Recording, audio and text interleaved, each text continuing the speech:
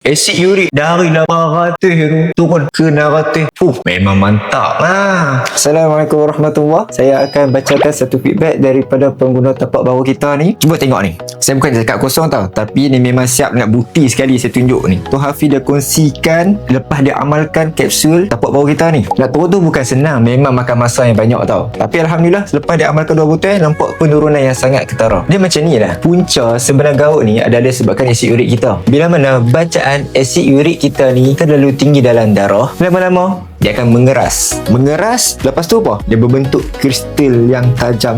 Lepas tu dia akan terkumpul di sendi-sendi kita tu. Bila mana kristal tu berkumpul kat sendi-sendi kita tu, itulah punca kaki kita sakit, berdenyut-denyut macam cucuk-cucuk dengan jarum tu. Kalau kita biar ni lagi lama, ni masalah bawah pinggang pula ada kacau, lagi teruk dah macam tu. Nak tahu tak rahsia dia apa?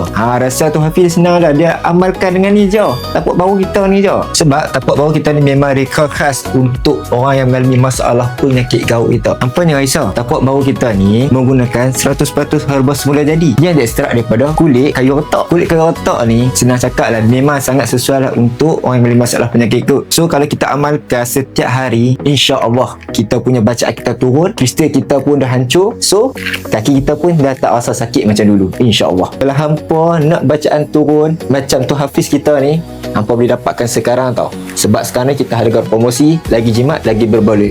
Boleh tekan link di bawah sekarang.